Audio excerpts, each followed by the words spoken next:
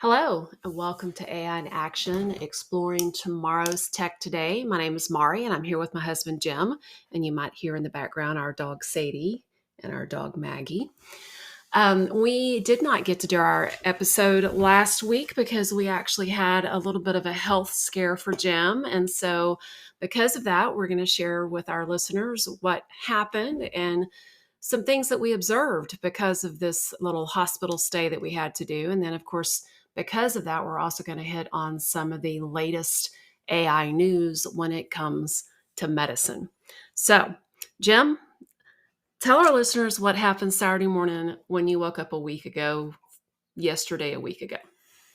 I woke up on Saturday morning. I went to bed Friday and I felt good. I mean, everything was fine.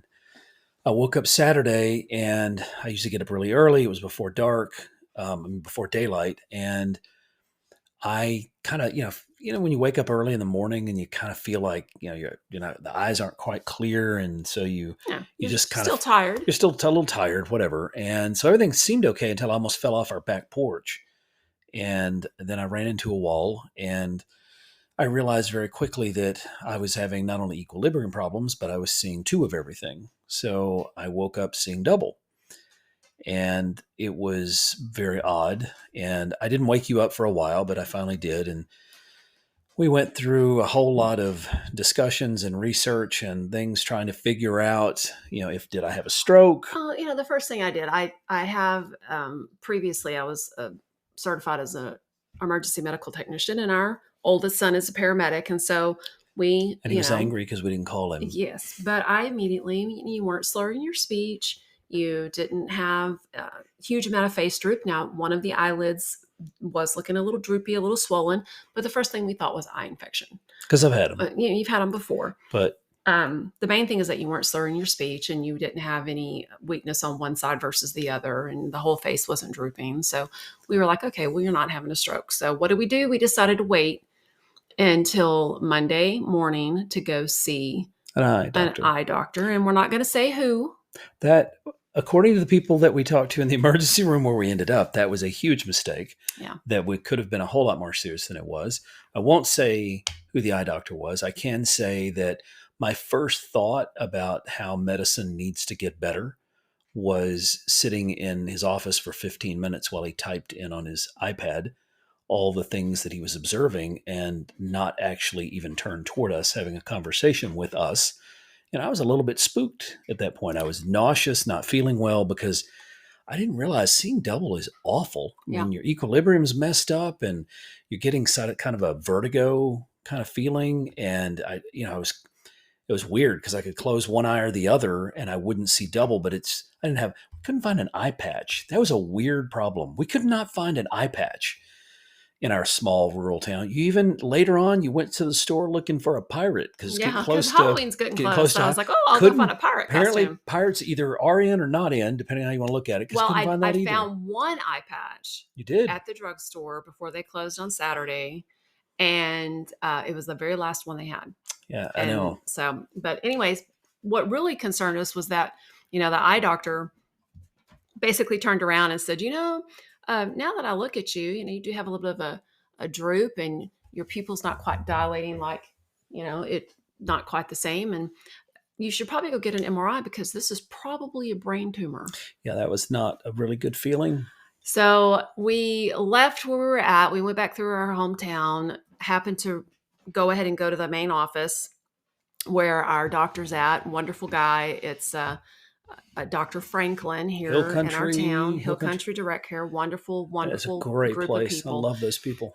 Dr. Franklin walked out into the parking lot to kind of talk you off the edge there because you were kind of freaking out because of what the eye doctor had done. A little bit. And we were like, okay, well, we are going to go ahead and go get an MRI. And the first thing we had to do is we had to start thinking about how were we going to pay for it? Were we going to go ahead and file our insurance? We're going to get pay cash for it because it's a lot cheaper if you pay cash versus if you get them to do your insurance. And then you have to pay like twice the amount to go towards your deductible. But during that process, I was like, my goodness, this is so inefficient because we called one location, stayed on hold forever. They couldn't do it unless we could get there within 45 minutes, but it was an hour and a half drive. And then we called another location and they couldn't, and it was going to be like days before they could get you in. And then when they found out that you really needed to have something to like kind of help sedate you just a little bit because you're a little bit claustrophobic, We need a it was little going to bit. be 2 weeks before they could do it. And finally, Dr. Franklin and we just all decided, okay, well, we're going to go present through the emergency room. And we knew things were probably a little scary when we got there, and we got to be the first in line. First one's back We were the because they first in line. assessed you and you were like back. And then we were like, oh my God, maybe this is something serious. So we ended up having the MRI, doing all the stuff, seeing several doctors, not opting to ambulance transport to Because Lakeway that cost because five that thousand cost a dollars. lot of money and because you also would be car sick. Because if anyone's ever ridden an ambulance, driving backwards in a vehicle facing The back door. the back way, It's a weird it's a sensation. weird sensation and it will make you motion sickness. If you are prone to motion sickness, it will get you every time. They could have sedated me again. They could have sedated you again. Yes, he does sing when he is sedated. I sing very badly, Very is what I've badly, heard. and always 100 bottles of beer on the wall. Don't know why, but I that's don't like know your why I do favorite that song. And you tell me that you love me over and over again. You tell me how much you love me, And I try to tip and you nurses. try to tip the nurses. Anyway, go ahead. But went to Lakeway, ended up staying in Lakeway, which the care was great. The nurses I mean, were the fantastic. nurses were I do fantastic. understand more why some nurses went on strike recently. They are so understaffed. Yeah. I mean, that was a great place. I mean, I Both have of to them were. say I was impressed with the that emergency room, and I was impressed with the top Lakeway notch Baylor care, Scott but the Mine. nurses were just so Running. good, so good. And But they were but they were always running. running They had to come in there and wake me up. All every 2 anyway. hours. One of the first things I learned through all of this, besides what a horribly situation we have with our medical system here in the United States, was it's there's so many places that artificial intelligence could help. I mean, Mhm. there's so many things that it could, and I realize it's not perfect and all this other stuff, but it would have been so nice to be able to get. I mean, I have to admit, I use ChatGPT. I'm not recommending people do this. You shouldn't. Mhm. I'm not saying it's a great but when your alternative is you're going to spend hours or days trying to figure out what's going on with you, and the whole time your mind is going racing all over the place. I sat down and started using what I know about A AI, thread of consciousness with thread of AI. consciousness, and I think that's chain of thought was this There you go. particular prompt. And I had a long discussion and I went through the different symptoms and it actually was the stuff they went through with the doctor as to what the possibilities were exactly what it had told me in the order that it expected them to be. Right. Like this is the first test they'll probably do. This is the And second test they'll it do. was This is pretty the blood good. test you're going to have done. Again, I'm not saying that you certainly should. I should have went to the emergency room on Saturday. Yeah. That was my own fault. But even if I'd have gone on Saturday to the emergency room, I'm not sure that it would have changed a whole lot. I mean, I spent Waited. I waited a lot. I spent a lot of time waiting there. But anyway, the other thing I learned was, I have to have something to do whenever I'm laying. I can't just lay in a hospital bed. Well, the problem is I didn't have anything to do because I couldn't see without getting dizzy. I would have loved to. I'm going to renew my efforts to make my parts of my life a little bit more AI enhanced.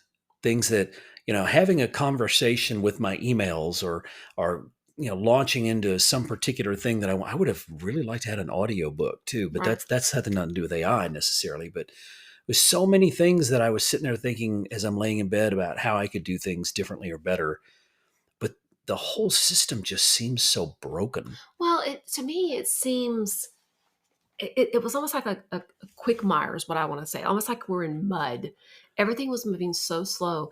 And when they came in to talk to you, they were asking the same Everybody did. questions every It's like, single didn't you talk time. to the person that just left? Well, and that's when I sit around and I think about AI and I think about AI voice. If somebody comes in and asks you something and then it records you specifically onto your chart, Mm-hmm. saying what your symptoms were, saying what, when this started, Yeah. and then the person who walks in can just listen to that versus having to re-ask all of those questions. And I truly believe they can make AI at some point in the future good enough where the transcriptions are pretty much 100% Right. to where they can glance at the transcription, it can give a summary, it can start giving estimates as to what tests it should need to run. I mean, I'm not saying it's good enough yet to do that, and I'm glad to hear people are working on it because it needs it. The whole system needs a shot of intel. Either that or they need to hire a lot more people Which they because, can't. well, They they won't. can. That's a whole different. We They could have a whole won't. podcast just on how much the guy at the top's making versus these nurses and doctors and stuff. Okay, Uh, so let's envision this, and then we'll go over what the latest things in the news about medicine. If you are a paramedic, one of the things that you do is when you bring somebody into the hospital that is an emergent situation, the people that are going to care for that person doesn't have time to look at a chart. They don't have time to look at the chart. Not if it's So an the emergency. paramedic's job is to tell the person they are transferring the care to the details. Yes. Blood pressure, pulse, this is the situation, this is what we've done, in a very, very quick, efficient manner. When Yes. I worked in a medical office, one of the things that we always did is whenever I went in and did all of the pre-check-in stuff, I put it in the chart notes, and then the doctor would stand outside in the hallway, and you could always hear them. If you're the patient, you hear them. They take the chart and they open it up and they start reading your chart. They start going over all the details before they ever walk into the examination room. Mm-hmm.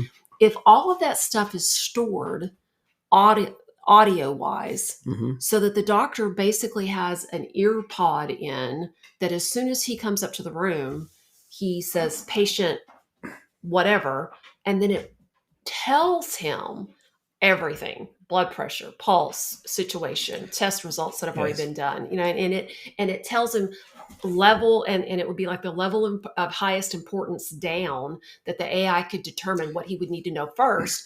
Don't you think that our medical care professionals would be so much better informed, just because they tend to, or they might miss something that is critical? Well, and what I was surprised because I know that the IBM Watson team tried very hard to get in the medical industry, and I think doctors helped torpedo that effort Hmm. because it wasn't good enough, or they kept focusing on whether or not it made mistakes. And we talk about this all the time. AI should not replace people. No. AI will not replace a person. A person who uses AI will replace a person who doesn't. Right. That's what we talk about all the time when we're training people. I think that an AI assistant that's helping the doctor. What was the first thing I did when I got out of the hospital? I bought that thing. I'm not going to say who I bought it from yet because they haven't shipped me one. I'll review it when they do. But it's a thing I hang around my neck that's an AI enhanced recording microphone. Hmm. Supposedly, the initial tests on it are supposedly fantastic. That kind of thing where you take what you say and you give it a little intelligence Hmm. is, to me, what you're talking about. Apple's probably going to have something fantastic in the next year or so because they're working on AI. Like you said, you put little earbud thing in, and it connects to your phone if you have to, and it does all this work. It just a smart assistant that takes all this information.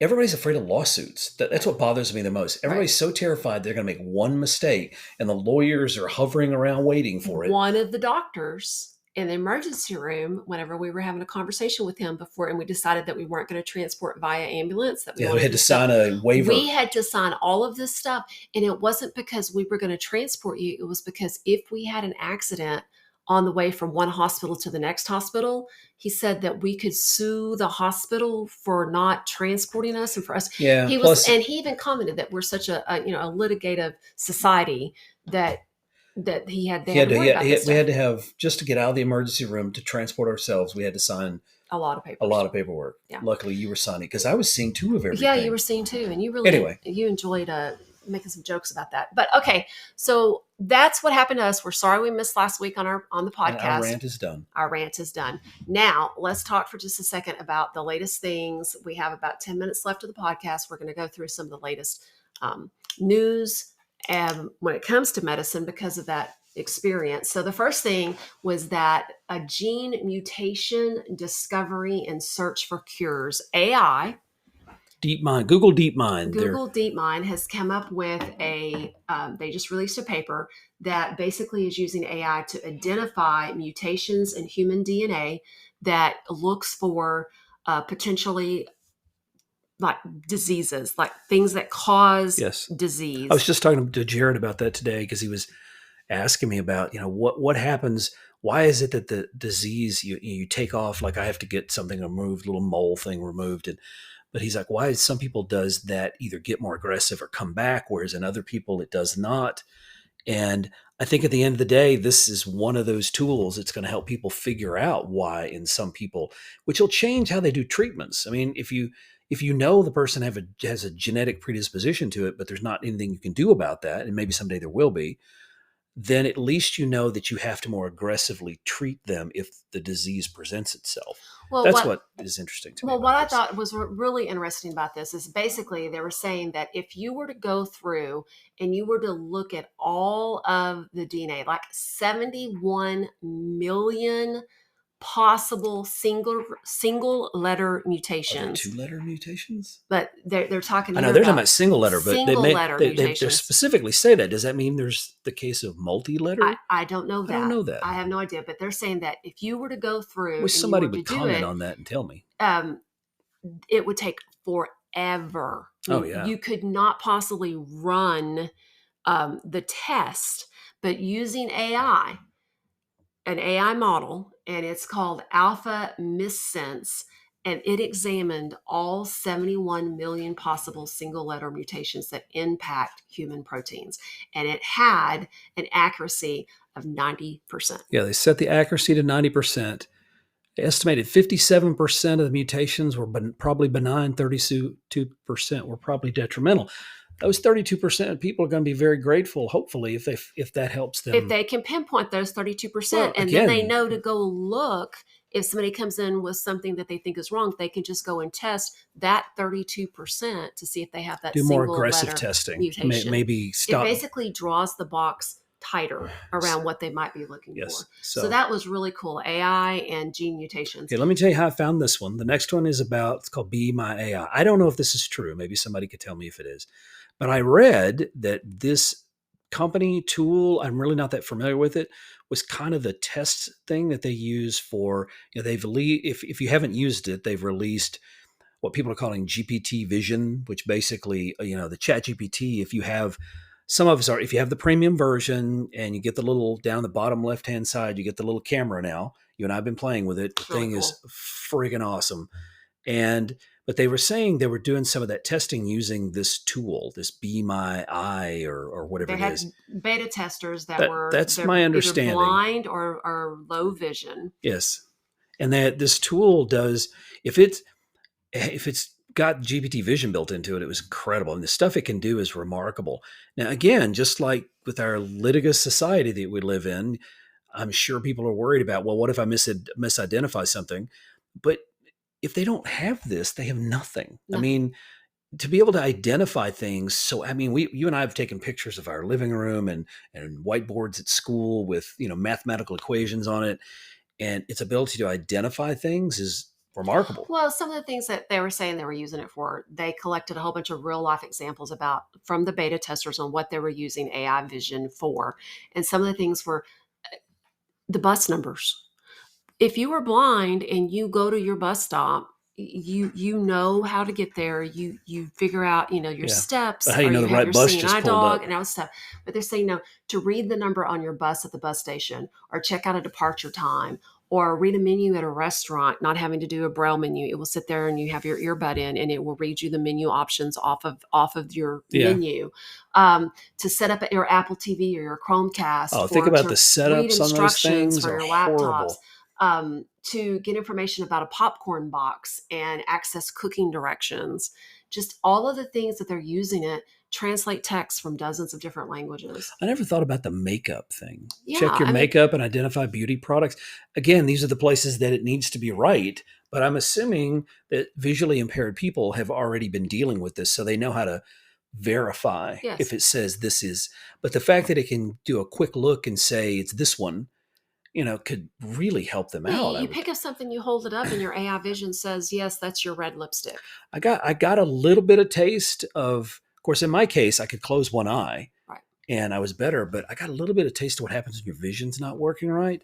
I got to tell you, Scary. I don't know how people do it. I mean, Scary. because even the vision in the other eye, because when you're having to close one eye, it makes you tired because you're doing that for hours, and so And you it got me like, says, it has a lot of advantages, but it oh, should not replace your white cane or your guide dog or any other of mobility aid that course. you're using. But it can definitely, to me, it's the time factor again. One of the things that we always want to do in education is give teachers more time. Well, if I am a blind person, Or just visually impaired. female, visually impaired, and I wear makeup or I want to put on that lipstick or I want to have my hair a certain way or I want to put my clothes on and make sure that I've got a pair of black slacks and a white shirt. Just the time that AI could save not having to go find that label that I can read Braille. Well, think about how they have to arrange their closet, Uh, so everything yes. is in So order. you So know anyway, exactly what you're grabbing. it sounded like a really cool thing. The next one that I looked into, it's actually, there was another article that I read that kind of lined up with this, but I didn't get a chance to grab it. So it's just this one. But it has to do, I didn't know this, but AI powered microscopes is what this is about. I mean, it's about Google and the Seeing Department of things through a Defense being able microscope. to, but it turns out from what I read recently is that there isn't a standard format for images to be saved in that are taken under a microscope. And every manufacturer, because they want to capture more information or different kind of information or whatever, they don't standardize. And so Hmm. I think it was a Swedish group or something. They're trying to force a standard because they said you could literally have terabytes of data that you have to translate by hand from one format to another, so to speak, run a tool Mm-hmm. because there's no standard. Hmm. And so it slows down the whole I mean, think about that. I mean, again, we're talking about medical here, right? Yes. And think about the slides. Just think about identifying cancer cells. And you've got one type of microscope in one location, you got one type of microscope in another, and you can't send the images back and forth because unless you've got the translation tool that translates them to the correct form. Interesting. Okay. So this particular one, with the DoD, obviously they do a lot of research on better care for Military. military people that are injured and all that other stuff. So I'm sure they've got a lot more to it than that. I just thought the two connections was interesting. And it's another article about revolutionizing cancer detection. Yeah. Another about Microsoft's AI model fighting against cancer. Cancer is out there. Cancer is everywhere. It seems like maybe because we're getting older, but I we don't know know. people. I used to not, I don't remember that many people having cancer. But again, somebody told me once it's not just that the world's becoming, more polluted or whatever. It has to do with the fact that your age, the people that are older tend to have a higher instances. It just seems like there's a lot of young people as well. And because cancer is so difficult, you told me, I didn't know this, but as I mentioned earlier, I have to have a little thing cut off, a little mole thing. And you told me that if they think it is cancerous, they have to cut it off, Hmm. the cells, put them under a microscope. Yeah, the Mohs. It's a Mohs. My father has to have it done a lot. He'll go in and they'll take a little slice and they'll look at it, and if they still see the edges still look cancerous, they Mm-hmm. come back, they take another little slice, they Yep. look at it, and they slice until they see that there are no more cancer Think cells. about how much an AI assistant could help with that. Right. The only danger with all of that, of course, is if you don't want the AI to become a crutch, you want it to be a tool. Right. And so you really have to make More sure you train efficient. people. You More really have to train efficient. people to not use it as a substitute for the human brain. I'm sorry, but I'm going to say what you always say and what the Harvard business guy said, and I've really taken it to heart. It's not AI is not going to take over the world. AI is not going to replace a human. It's a human who is willing to use AI that's going to replace the human who is not willing to use Well, I AI. And mean, it's not because they're going to do the job for them. It's because it's going to make them more efficient and just better at their jobs. that's what we're hoping. I mean, obviously, there are fears and there are legitimate fears about people becoming too inability to do critical thinking and all that other stuff. And I don't disagree with that, but that danger's with any tool. Any tool. When you talk about Google, how many people Google Yeah, things just Google and it. and if they can't find it Take in it for the Google, gospel. well, if they can't tell, if think about it, how long have people spent Googling things trying to find an answer they probably could have come up with on their own? Yeah, I used to tell when I was in the classroom, I used to tell my kids that all the time. You realize you could have solved this problem by yourself probably Yes. half an hour Yeah, ago. but you Googled 500 But you Googled examples it and trying to Googled it and find, Googled it. and on the, but we also know based on your students, how many times have you told them, do I look like Google? Yeah, I I would mean, tell they them ask a that. question Ask that Google literally first. the first thing Google could have answered it in 3 seconds. Exactly. So it works both ways. The people who were unwilling to use it had a disadvantage. The people who used it too much had a does AI really sound that much different? No. All right, we're starting to run out of time. This is another one. A foundation model for Generalizable. generalizable. Say that fast 4 times. Disease detection from retinal images. Well, and they took retinal images of me as soon as I walked in, and Yep. they were looking for different problems, and they have different types of pictures based on the stuff they put in your eye.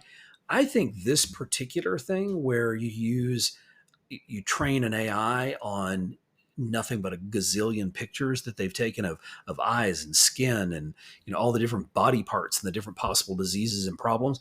I think this is going to be a massive, massive boost for disease detection and treatment.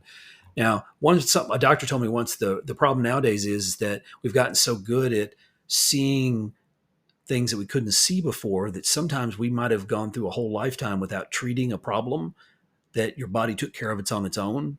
So you can over treat. You can find something that, That's true. like remember the little thing they found in my carotid artery at first. They thought, and they even said the MRIs are so good, right, that this could have been on my carotid artery forever, and it just turned out to be a little bump. And they said lots and lots of people have them, but 20 years ago they wouldn't have been able to detect it because the detection system wasn't good enough. So then I got to go to that really pleasant CAT scan enhanced with contrast. I didn't like that. No, that's not a good thing. That was not good. I like this one because Oracle is a massive database company. If anybody can make things better in terms of how to utilize generative AI with healthcare, it's Oracle. I'm probably half. That's what you call ChatGPT. I call ChatGPT Oracle. Maybe that's why this caught my attention.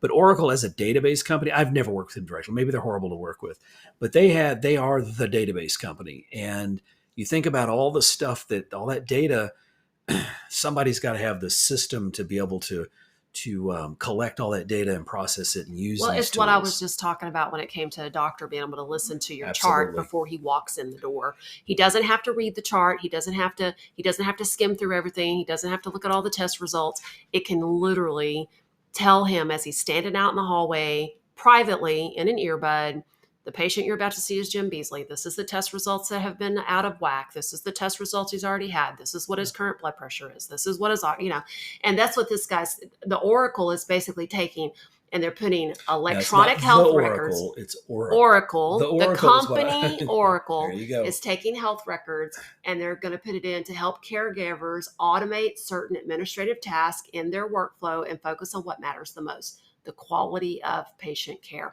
We are 100% agree with that, Don. How nice would it be for the doctor to walk in and not have to stand at the computer for 15 minutes to look over your chart? And he could actually have a conversation with you for 15 minutes. Think about your chart. Your chart isn't what's going on right now, too. Your chart really is everything they know about. They had you on medications from 4 years ago that had not been deleted out of your chart. I like the part where they had the port. They asked me if they had the port in my back. I never had one of those. You'd never had a port. It was a stent. They were like, well, do you have the stent in? And we're like, what? What stent? So it's a little scary. That part was a little scary because then the AI would have gotten wrong information. But maybe it would have noticed the discrepancy. Who knows? Maybe. Anyway, we are out of time. We are sorry that we missed last week. We're glad to be back. And I'm not seeing double near as much as I was. A little bit still. It's incremental. Okay, so it's gotten a lot better. Just to let you know what they determined after we had to go through not a brain tumor, not a stroke, none of this stuff. It is a palsy. They're thinking a third or fourth nerve palsy, which is a nerve that comes from the brainstem, controls your eyelid or something. Controls your eyes, or something to do with your eyes. And we're going to go see another doctor, and we're going to go see another specialist, and we're going to get fixed. We're going to get it worked out. Hopefully it'll just go away. So thanks for listening. This is Maurie with AI in Action, here with my husband, Jim. Have a great rest of the week, and hopefully you'll tune in next week and listen again.